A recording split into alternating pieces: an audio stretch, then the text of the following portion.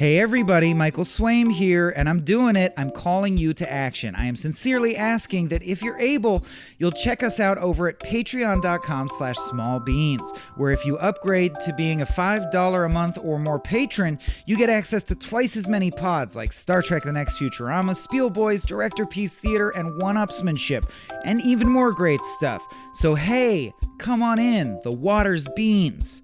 Patreon.com/smallbeans.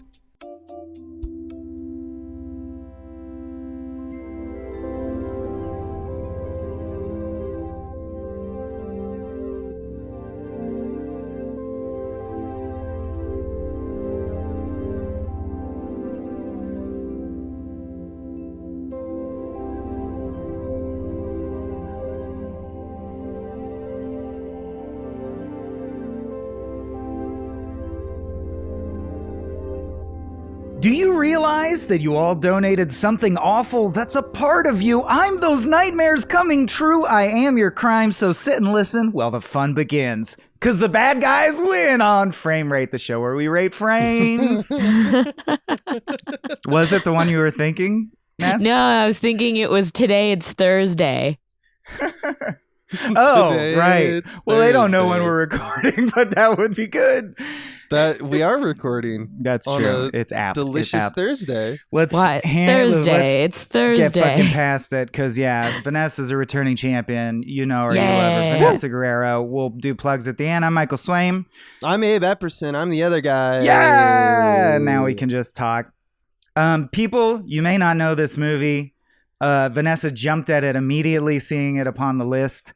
Actually, it's a good chance to plug. We've shown this on our Small Beans Movie Night stream most Mondays at 6 p.m. Pacific on the Small Beans Discord server and the Movie Night channel. You can watch a movie with us and we talk over it about whatever we want.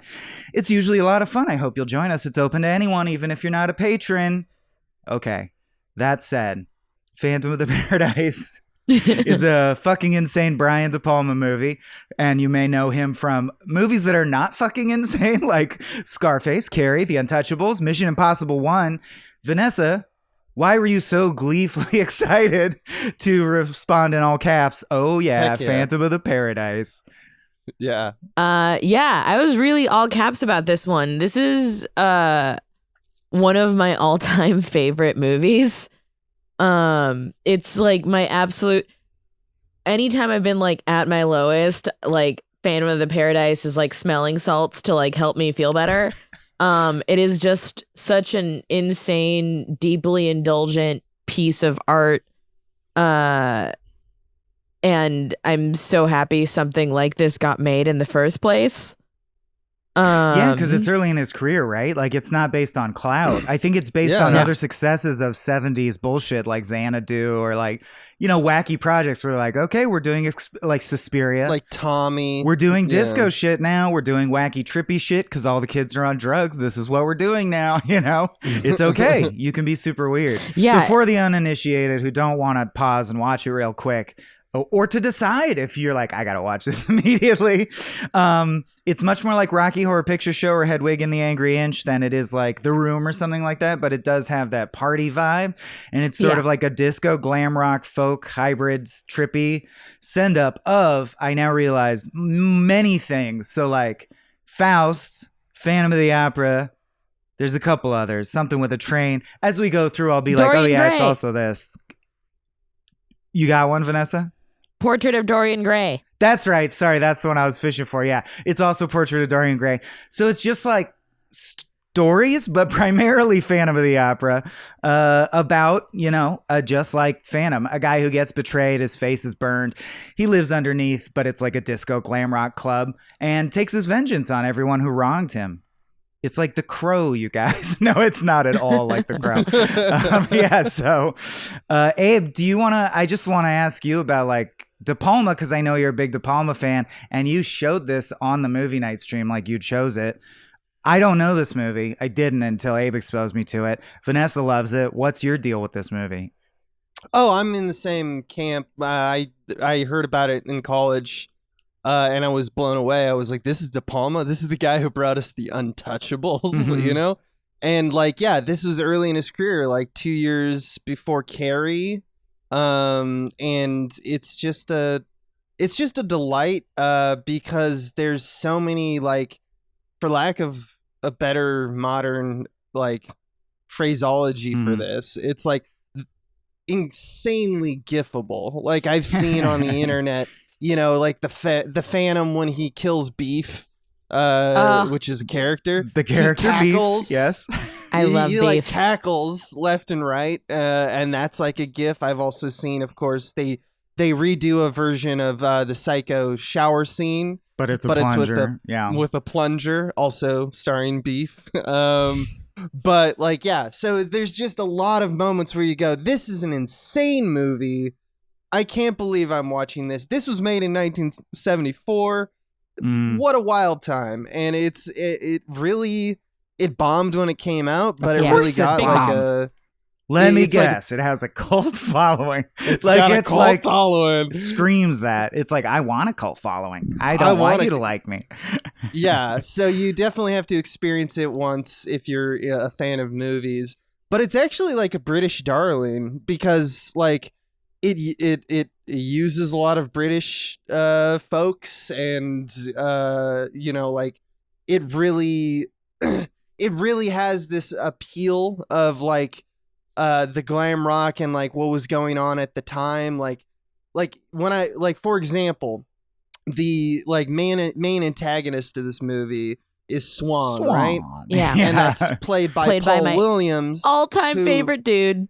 Yeah, like if people don't really know, like Paul Williams was like an icon in America. Like he wrote Rainbow Connection. Yeah, Rainbow Connection. This movie kind of feels like UHF at some points, like the drama. Yeah, of it. Yeah, yeah. But he also worked for like he kind of ghost wrote for a lot of bands. He also did a lot of TV and stuff, like Love Boat and Smokey and the Bandit and Dexter's Lab.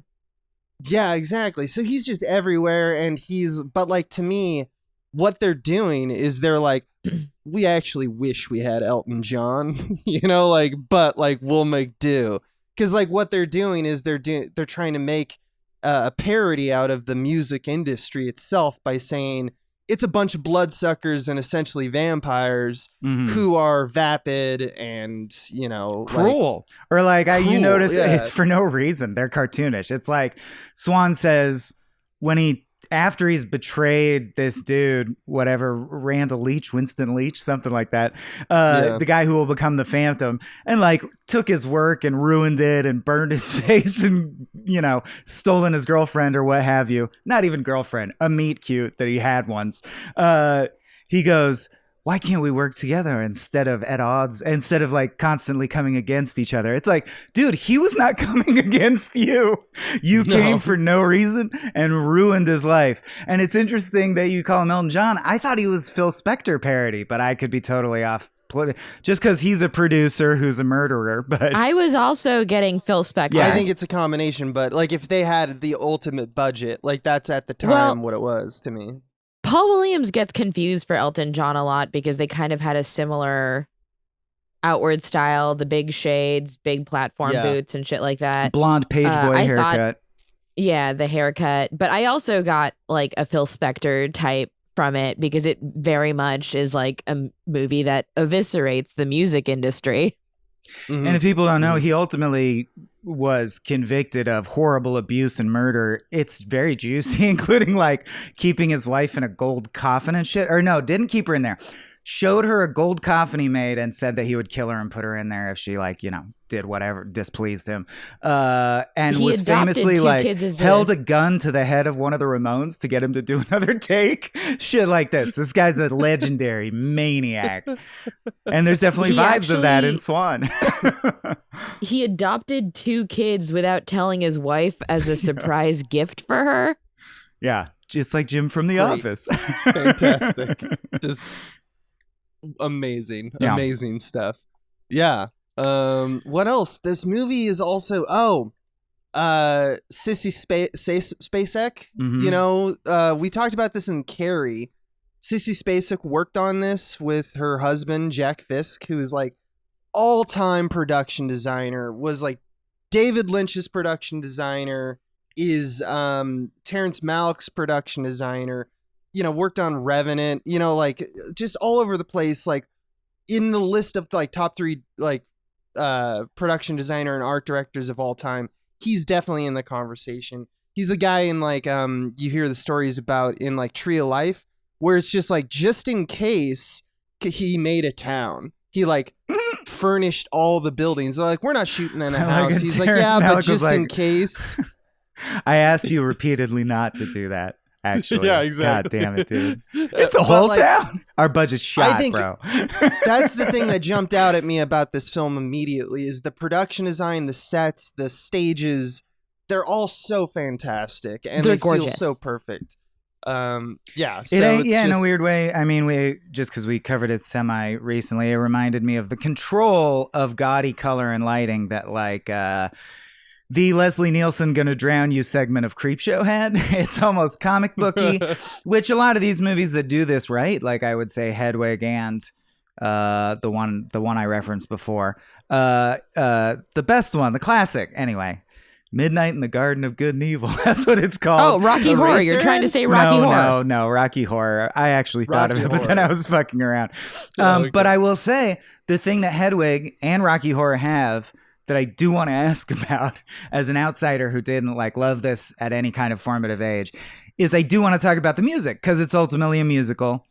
And I would say the musical segments are intentionally shot in a more prosaic, traditional way than the rest. Like the plot is comic booky and like super close lenses, and the Phantom looks like crazy because he's in fisheye and shit. But the music, they kind of just showcase the performer. I mean, he'll like spin around or do something interesting with camera, but it does seem to calm down and focus on the performance, as if to say the music matters too, which you should in a movie like this.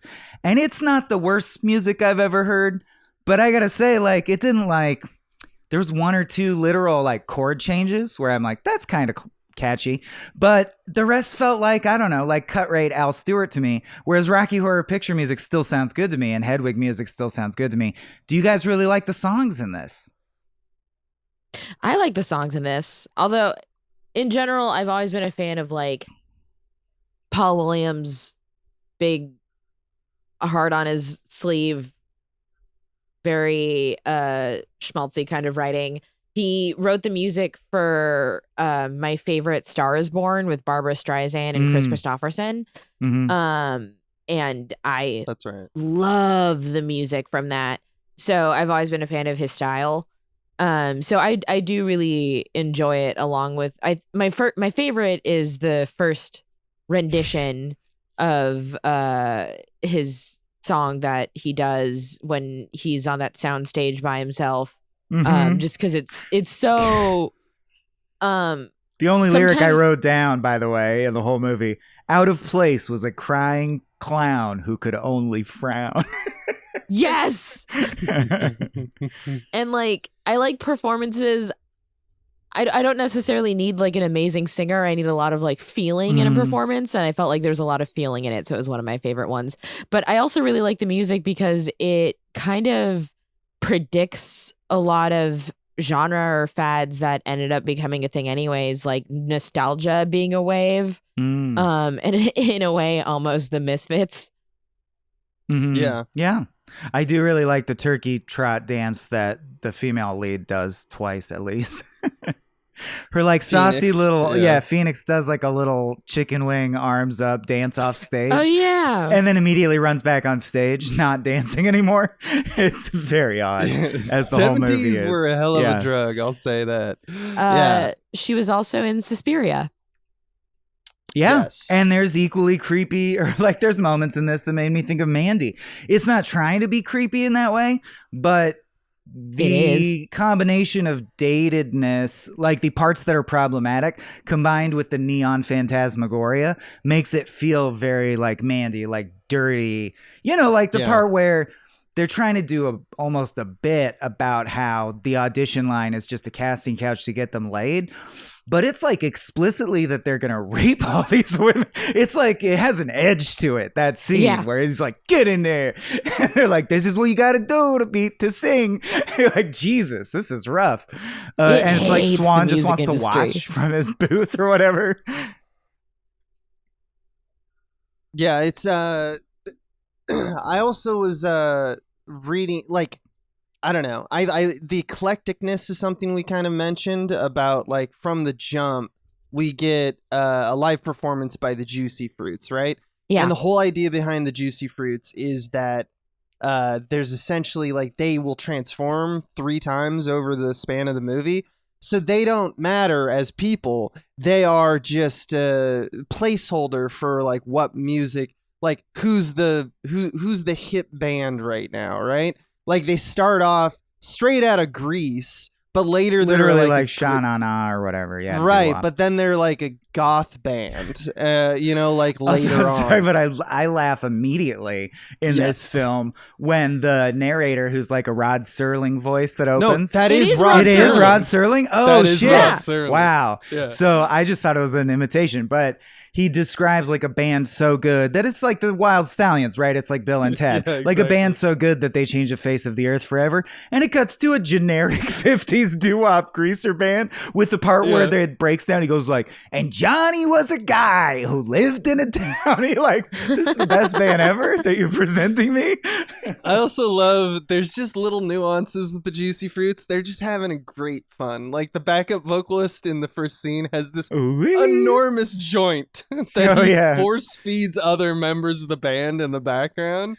And they beat the shit out of a bar patron at one In point. split screen, yeah, they do a Yeah. bunch of shenanigans. There's actually a scene where we track a time bomb in split screen, and I was thinking of Touch of Evil, where we track the bomb in the it's car. Yeah, totally a Touch of Evil parody. Oh, where they're Yeah. doing like beach rock. the Dooms Yeah, Beach Rock, which I will say exactly. is one of the catchier songs. I thought is the thing that the Shaggy from Scooby Doo motherfucker from Juicy Fruit sings, which is upholstery with my baby close to me, and that's how life should be, or some shit like that. And then he gets Yeah. exploded, which makes me like that song. yeah. But, like, I do love the constant lobbying at the music industry of saying, like, this is a bunch of monsters and you shouldn't, they're not worthy of your love. Almost in a Is Llewyn kinda Davis what's saying. way. It treats Yeah. them like hollow pieces of shit, Yeah. frankly. Yeah. Yeah, literally working for the devil. Oh, yeah. So, yeah, he signs a Faustian contract with Swan, but Swan has signed a Faustian contract that Dorian grays him with the devil. So it's like a pyramid scheme. And if we haven't made it clear, Swan is a record producer who's as famous as like Tom Cruise, which is not something that even exists. Right, yeah. Yeah, I mean- he's a producer. He's not the musician. I mean, And the yeah. audience chants his name. It actually, trying to it think. reminded me of like American Astronaut, kind of, with the magical realism elements like that. Oh, yeah. Well, I mean, just because it almost is going about its own logic, where you're just like, oh, I guess that's what's happening. It's a dream now. world that doesn't care. Right. Yeah. Like Which at one is point, delightful. he just plugs a cable into the Phantom and he plugs it into another machine and it auto-tunes his voice. And you're like, okay. Yeah, in fact, it Yeah. almost becomes nonsensical. Like the main plot, like Swan is just this cutthroat monster who steals songs and ruins careers for apparently no reason other than he wants to. We assume greed. But when the Phantom starts like terrorizing the paradise, he's like, all right, I'll make you a star, baby. Let's Oh. do this blood magic thing. From his point instead. of view, Swan has no plan.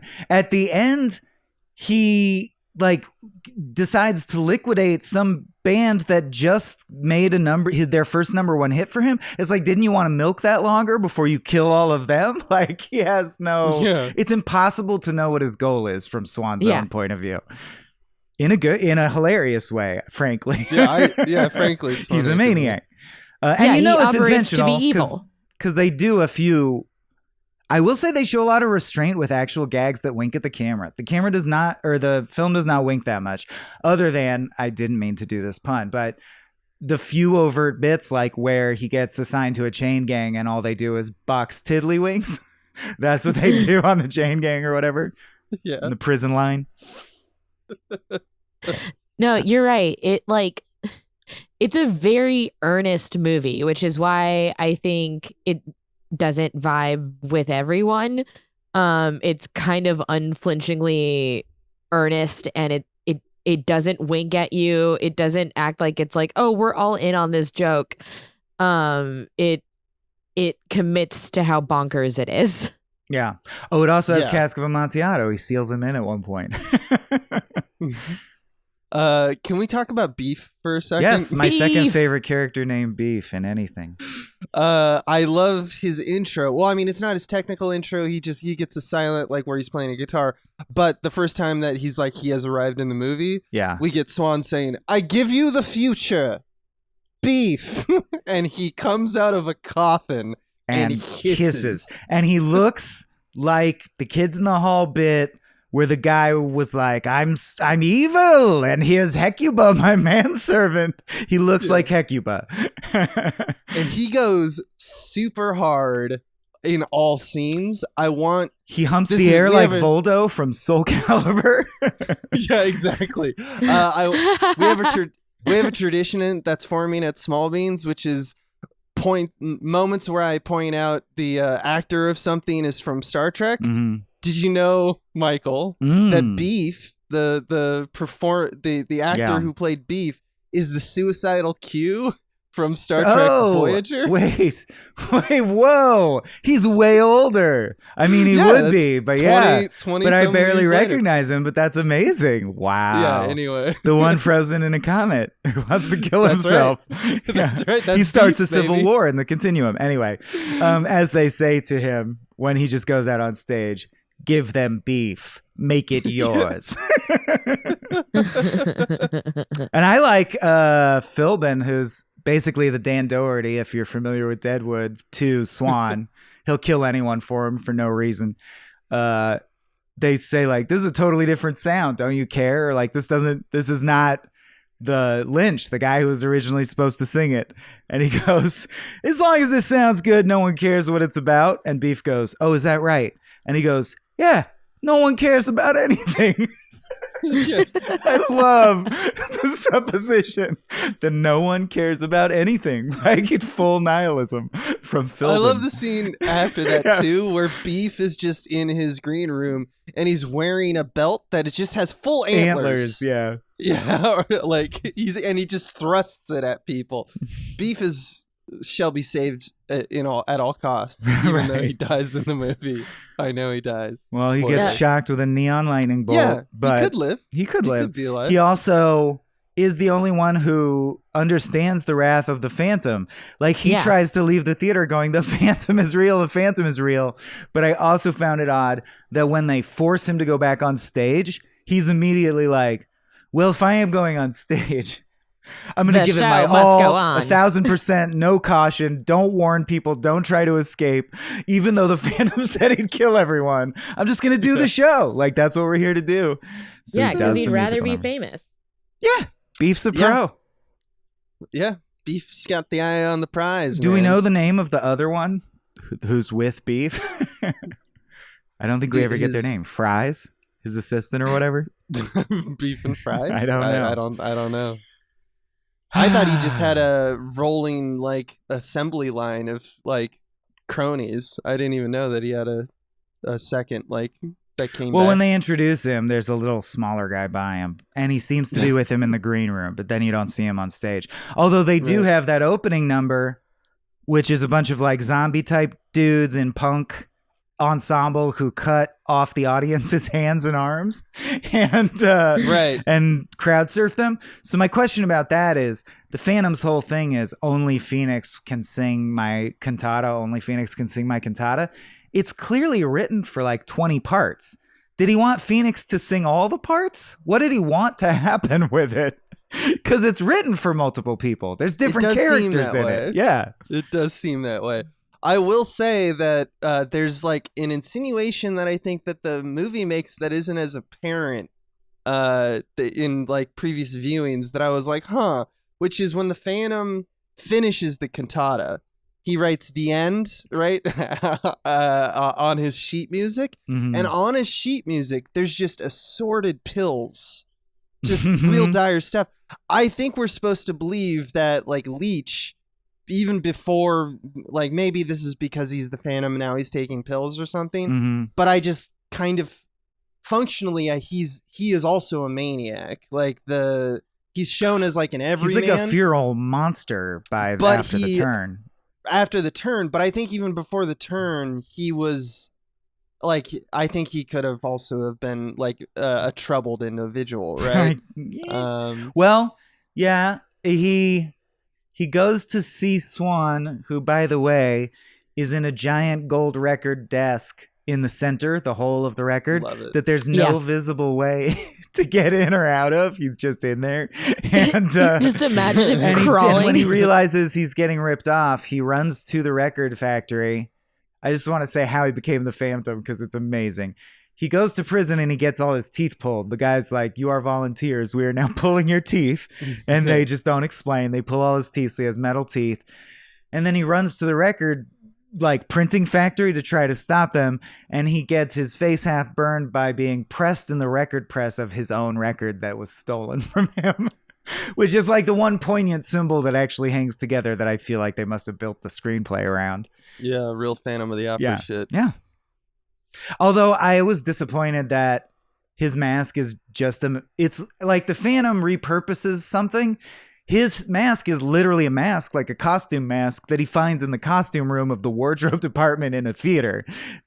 I feel like the mask should have a better origin than that. You feel like he should have like handmade the mask or like been given the mask by like some other. He didn't choose his identity, right? He just picked a mask at random. Well, then I had a question about that because they're all birds. Phoenix, swan. The Phantom is an owl. He looks like an owl, yeah, with the feathered death tape. label. Swan's death label. Oh, is a dead bird. Dead songbird. Yeah. What's up with that? I don't know if it means anything.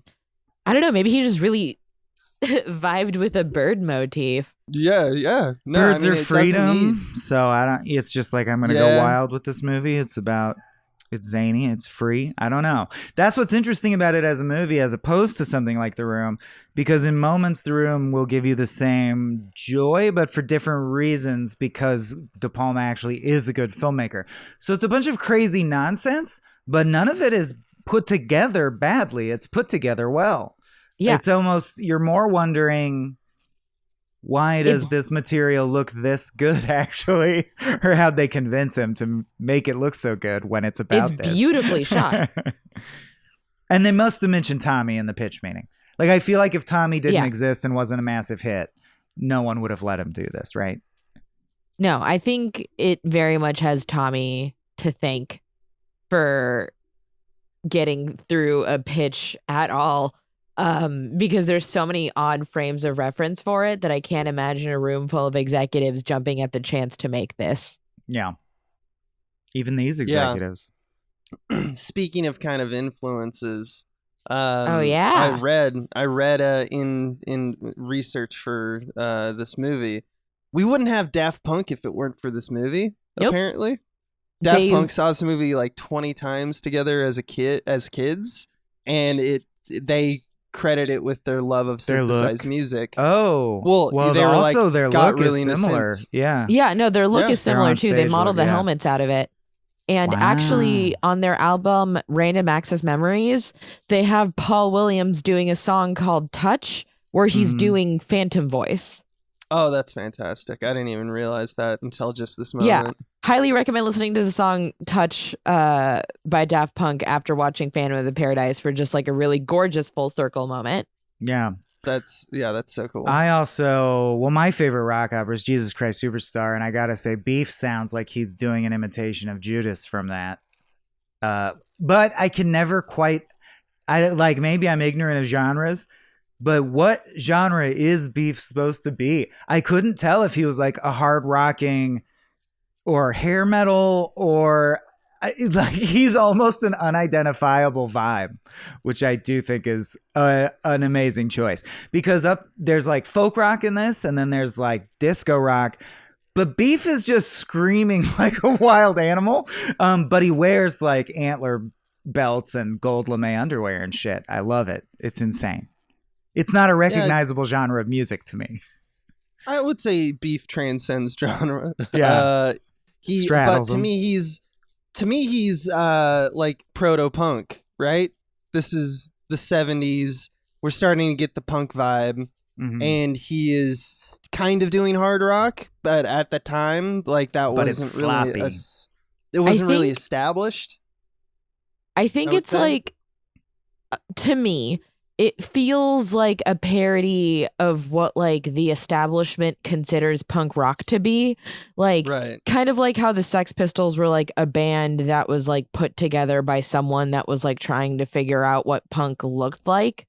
It feels like what like hyper curated rebellion looks like from the point of view of somebody Right. that's like a higher up.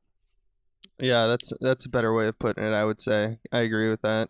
Yeah, it's not real rebellion. It's like the kid in the D. Snyder music video going like, "No, Dad," until the walls blow off the house. It's very packaged and clean, which I appreciate. Like, I have nothing wrong with the kitschy vibe.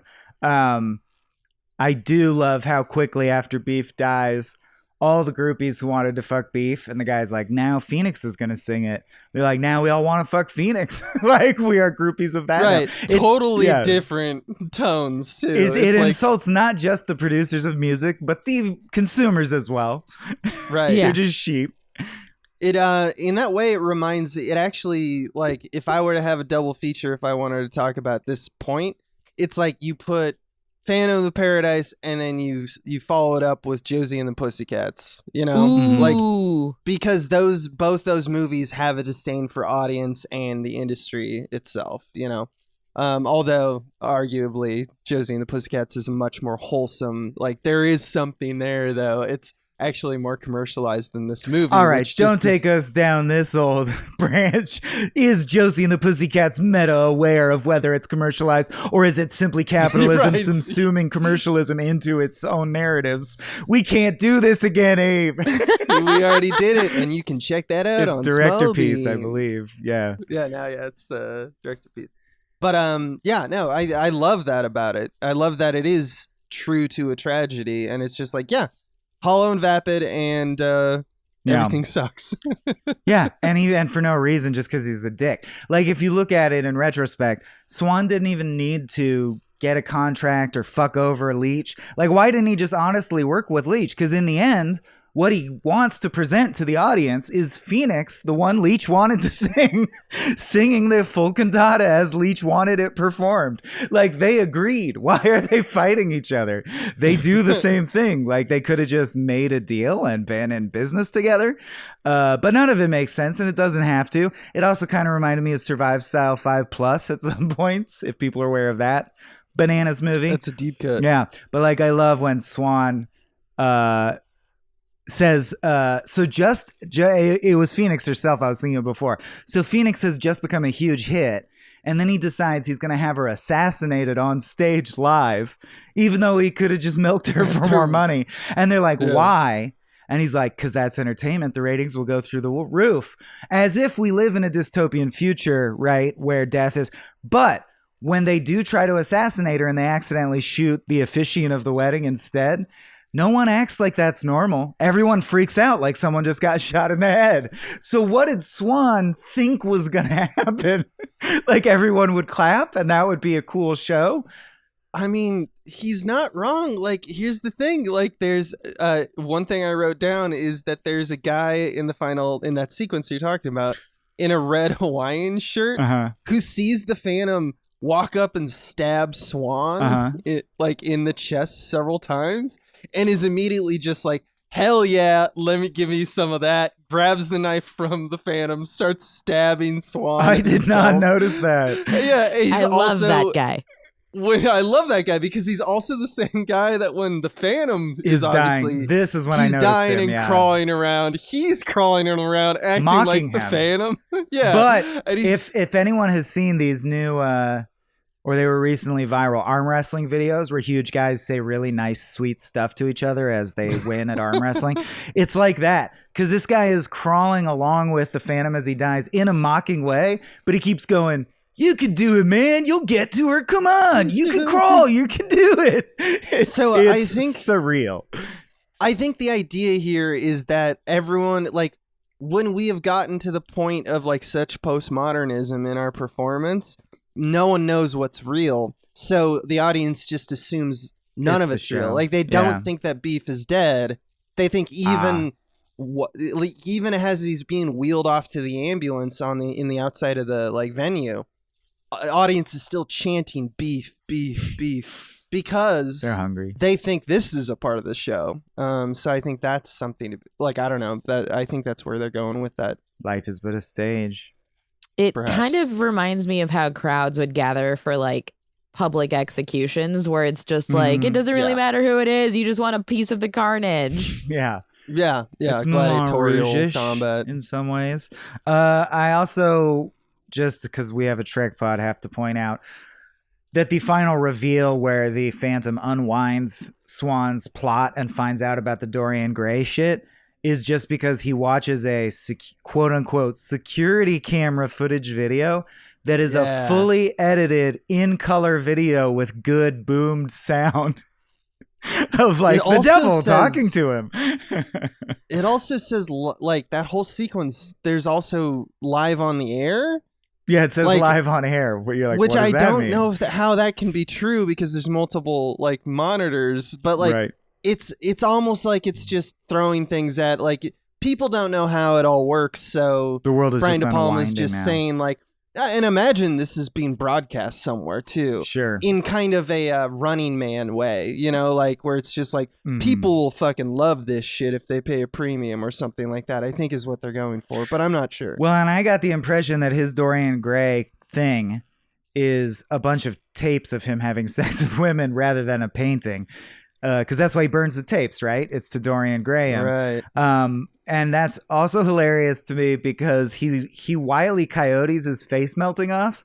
Like his face must have melted off at the moment he burned the tapes because we see him with a mask and the movie holds the reveal. So that means he's like, what? My face melted off? Oh no, my face! Like, 2 minutes after it actually happened. Like you can't feel that. You can't feel that your whole face And body the are like skin has been rotting away. removed. Yeah. It's amazing. Like the more you dig into it, I will say that's the one of why I think this stands up as one of these gaudy movies that's fun is because Brian De Palma, being an actual real filmmaker, puts unnecessary levels of detail. So you can watch it 5 times and be like, oh, it's all birds. I never even noticed that. That's another layer of stuff that's there, but for no particular reason. It makes it seem wackier still. Like it just keeps unfolding. Yeah. Yeah. I like art when it's indulgent. I like when somebody clearly is enjoying themselves making something. Like you can really tell that like he's having an absolute blast and making all of the choices that he wants to make. Now those choices might not necessarily always be popular, but very rarely do you see, especially in the age of like so many big IPs where directors step to the helm to just do like traffic control. It's nice seeing somebody have like full creative license to just go crazy. Like it's also a different time of making movies where like some people like to consider it a more like artistically free time because now the corporatization of a lot of things make it so that like that doesn't make sense. So why are we doing that? But there's like little small things like Beef's tattoo on his face keeps changing. Oh, and stuff like that. Yeah, like it's like, and it's Some almost annihilation it changes at one point in the scenes in between the scenes that you were talking about earlier, where he's like attacked by the Phantom in the shower, and then he's like, "All right, I'm getting out and going, leaving the paradise." And his tattoo changes, and it's very prominent on his face, and you're like, what's going on here? And I think that's just because on the day they're just like, this is all kind of throwaway. I don't know where that impetus is coming from in terms of the filmmakers, and some people probably argue still it's like this is just they're doing a bad job, they don't care about continuity. But I don't think they cared about continuity. It wasn't their goal there. So that's just something I think that the 70s had a lot more of than I think that we're used to, and like normal audiences will kind of knock it or just like catalog it a lot more often. Yeah, the audience, it's a fickle audience. Sorry, I was just mulling over the thing that was said earlier about how maybe they all think it's part of the show, but I'm like, but when the Pope gets shot. Some of them do scream and run. But then I was thinking also at the end, though, they all dance and party in the blood of all the dead people. Like that's the final image of the movie, which is amazing. Yeah. And I don't know, had Little Mermaid, there's no way Little Mermaid was out by this time, right? I don't think so. Little Mermaid's probably 90s. It was Little Mermaid. Yeah, Mermaid was early 90s? Early 90s. Anyway, right? I only mention it because I like seeing every time I notice a nod to a different story, I'm like, oh, a Cask of Amontillado too. And Swan is literally Ursula. Like he, at the end, says he's going to take Phoenix's voice, and his interpretation of that is to crush her windpipe. Like, I love that he doesn't mean it as a metaphor. He just means I'm going to strangle you to death. I'm going to take your voice. Magic. yeah, it's not Despite like you turn into knowing seaweed. that the magic is real. Like The devil is real. Yeah, but he's immortal. And so you think, oh, okay, he's going to take, like you said, Ursula, there's going to be some like wind and. But then when he goes, the time has come for me to take your voice, he just chokes a bitch out. Bam! Out of place was a crying clown who could only frown. Do you guys know, not Al Stewart, but Harry Chapin, Cats in the Cradle? Yeah. Cats in the I Cradle. mean, like, he does that Okay, version. he does a bunch of other songs. He does a lot of songs that are just like sad stories about sad middle class people. And a lot of the songs in this also remind me of that. Yeah, it is kind of like, I don't know. To me, every time I watch this, I am always taken back by like music was like fundamentally different. Like it feels different musically, just in terms of like their impulses, like where they want to go with the music, just so different now, given that this is like a 50-year-old movie, Right. like that's wild. Yeah. And you really can feel it. It almost feels like there's at one point, like before he's the Phantom, Leech is running around, and I'm like, this feels like a Harry Nilsson song, Like it feels like Yes, a very it does. winsome, like it's all over the place, but it's like kind of wholesome and like, yeah, we're having fun, and stuff like that. And I'm like, why is this here? Because this movie is not that. And But it's during a multi-genre sequence. because he'll do like Exactly. they're basically saying they are showcasing what it is to produce music, which is kind of structurally interesting. Because you'll hear him do a piano-driven folk rock Al Stewart version of the song. Then later, when they produce the whole musical, it's a rock version of the same song. And they'll do, and then they'll disco it up because Beef is doing it now. So they're definitely showcasing all the hit musical genres of the time, including whatever made-up genre Beef is. Yeah. Yeah, I mean, he is to me rock opera because he's doing rock opera, asides. which is its own specific genre. That's right. Right. He feels yeah. only like Tim Curry, and like he feels like he is a rock opera character. Right, which wasn't a popular form of music. There's but not was that a many of popular those. Yeah. genre. Mhm. Yeah, it still definitely exists in the zeitgeist. For sure. Okay. For sure. I was going crazy trying to remember the name of this subgenre that I feel like that first song the Juicy Fruits do cover. Mm-hmm. Are you familiar with splatter platters or death discs? No. No. Okay. Those are- So Yeah. they're like popular in like the 50s and the 60s, and basically it was like that like teenage tragedy kind of ballad. Like my dad used to listen to this song all the time called Tell Laura I Love Her. Oh, of course. Now I know what you mean. Torch songs, or I like- called them. Yeah. Yeah. Or like Leader of the Pack, where it that's was the all most like famous. Yeah. yeah, all like about teenagers where it's like, and then he died.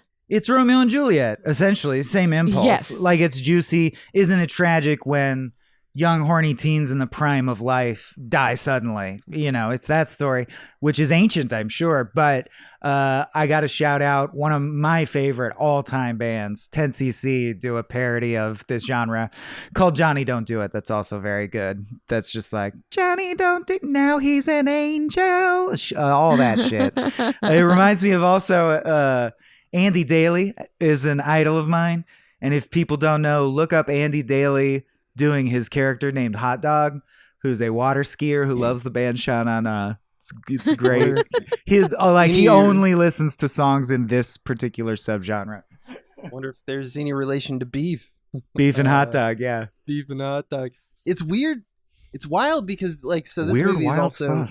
Weird, wild stuff. This movie is also a horror movie, right? So, and Carrie came out next, and it's just interesting that you mentioned how there's a subgenre about teenage kids dying, and that's the bread and butter of the slasher genre. De Palma feels ahead of his time, and it's also one of those strange things where it's De Palma isn't known for being a slasher guy, but he seemed very interested in just the conversation of kids dying. Oh yeah, and the slasher elements are not gory or intense. It's that kitschy vibe. It feels like Beach Blanket Bingo Bloodbath or whatever, some exploitation movie from the 60s. Let's make that really horrifying is it seems to be the filmmaker's kind of ambition here. Let's shoot it like a skate video and have the Phantom just look around. He's just rolling his eye around. It's all creepy. God. Man. I just love how he cackles. Oh, my favorite GIF is, it's hard to describe how perfect it is because that's, because it's an image, but is just the Phantom pushing his head at camera like a bird and his eye rolls around. That's my favorite Phantom GIF. Yeah, it's so just wonderful. a good shot of him. Yeah. And he when he cackles, it reminds me of that GIF that we've all seen online of that little kid in a stadium who's just he goes nuts, he's super excited about someone scoring a goal. Yeah. And if you've seen that GIF, it's the Phantom. That's the energy of the Phantom. The Phantom is essentially just this kid in a candy store of death. Mm-hmm. That checks out with the voice box of the guy from South Park who and he's literally, and this predates Star Wars, literally walking around with a Darth Vader, he has to carry his box around that has his voice. And it makes breathing noise. Yeah, that's interesting. He is Vader-esque. Kind of Darth Vader. Mm-hmm. It's weird. I mean, Vader also is just a black armored samurai, right? I'm sure there's some inspiration there. And a lot of inspiration from he's a weeb, bro. Lucas? Frank Frazetta. Oh yeah, Frazetta. Yeah, that's right. Yeah. Everything's from something else. It's nothing so true. Is creative. Speaking of nothing creative, I'm almost out of stuff to say about Phantom of the Paradise. I want to plant my flag in the sea, in the sand. I don't know what I'm doing, dying on a hill. I just want to say that I think in the end, through non-nostalgic eyes, I'd go as a film, quality of filmmaking, I'd go this, then Hedwig, then Rocky Horror. And then in terms of music, I'd go Hedwig and then Rocky Horror and then this. I don't like the songs. You don't love the songs. I'm sorry. And that hurts. That hurts if you like the rest of the movie. But I found myself, when I realized the chorus was going to repeat and I didn't need to scan the lyrics for something funny to say, I just skipped ahead. That's surprising to me because you're more of in terms of music, you're an eclectic Whereas I'll sing Evita in the car and shit. Yeah, I'll sing weird shit. The night Chicago died. Yeah. I want to know how you guys, in what esteem do you hold Rocky Horror compared to this? Because they're very comparable. Okay, are you ready? Mm-hmm. I have never seen Rocky Horror Picture Show. Oh, I did not. That's a twist. I didn't expect that. No one expects that from me. Everyone assumes I've seen it and enjoy it because it seems like something I would like. Because if you saw it, you would enjoy it. I think I would enjoy it. They're not that far apart. I like this, and I like gender bendy shit. Right. And unless you're the only person on the face of the earth I've ever run into who doesn't adore Tim Curry, you're gonna like it. And I love Tim Curry. Everyone I think I've just been waiting. It sounds like you're gonna get around to it very soon. I am. The thing that I need is everybody who finds out that I haven't seen Rocky Horror says that the first time I watch it should be at a screening. Dude, no, or whatever. Do what you need to do. But I understand their impulse, but that just sets the bar so high that you'll never do it. Just watch it. Yeah, I kind of think they're wrong because, they're writing that's it is fun. Premier way of seeing it. But, honestly, I'm the kind of contrarian, and I don't know if you are too, where it's like, if you went to a place where you feel like you're inundated with like everyone's in on these in jokes and you're like, but I don't know the in jokes, it's a very separating, if the experience is very different. Yeah, I actually hate it. I went to, because things are funny because they're surprising. And I went to a room screening where people would in unison yell the jokes before they came out, or like laugh at the exact right time like robots. And I'm like, you're literally unpacking my Christmas presents before they arrive. Like, this experience sucks, actually. Yeah. Ooh, that actually, if I may dish a little chisme. Yeah.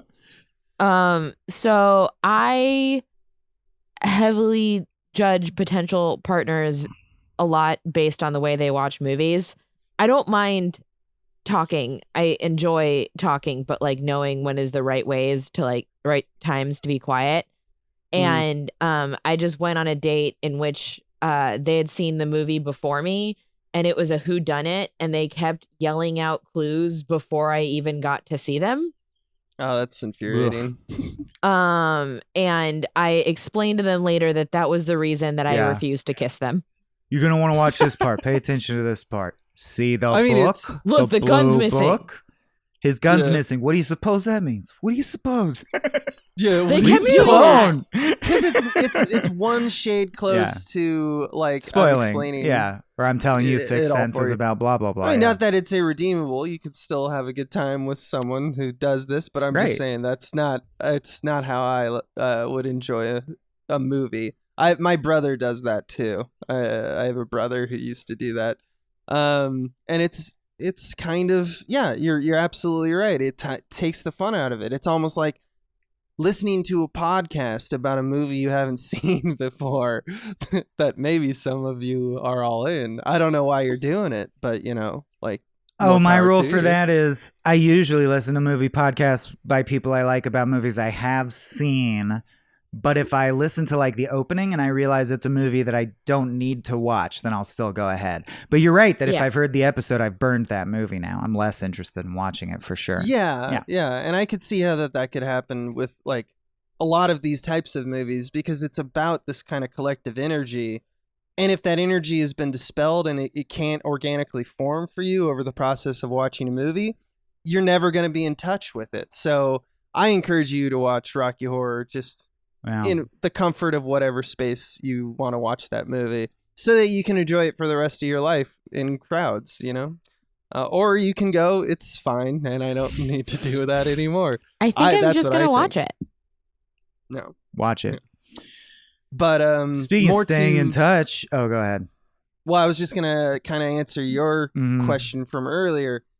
I kind of agree with your assessment about like, like in terms of like musicality and, like quality of movie. I think this movie does stack at the top just because it does like interesting visual things. And I think that the sets are kind of better, which may be heresy for some Rocky Horror Picture Show. Do you think it's people. better than Tommy? I think it's Tommy's better than tough. Tommy. I do think it's more visually interesting, but I do think Tommy. Visually interesting, maybe sure. But I'm just saying the album Tommy as an kicks experience ass. musically. I think you're right. This is probably not as good. But like I don't know, it still does it enough. Like I'm the kind of guy who's just like I just need the box to be checked, and I'm like, yep, they did it. I don't need it to be the grandest thing. Now it's all playing in my head. How do you think he does it? I don't know. Tommy rules. I'm gonna go listen to Tommy. Can we wrap up? Yeah, we can. All right. Speaking of staying in touch, which we aren't anymore, Vanessa, if I put on some white opera gloves and went to the basement and told my phantom, break her, where would that phantom find you, and what might you be working on? Yeah. Every other Friday, I release a podcast called Popcorn and Pixels, where we take movies and video games and compare across narrative storytelling and ludonarrative storytelling, and the differences is how as to like how they approach the same subject, how they deliver that information to you. And the next episode we have is Dinner in America, and I think my partner, my co-host, paired it with Wolfenstein 2, and I don't know why. So I gotta play through it to find out what the hell she's trying to tell me there. And then every other Monday, I produce a show called 10 Minute Power Hour on the Grumps, so check that out. And then this October, I will be judging a film festival, the Lambertville Halloween Film Festival. So if you're somewhere near Lambertville, New Jersey, come check that out. Hell yeah. Look into all of that. Vanessa's incredible, so I'm sure all those things will be awesome. Also check out Kicking and Screaming, a great pod that is dormant now. Is that true?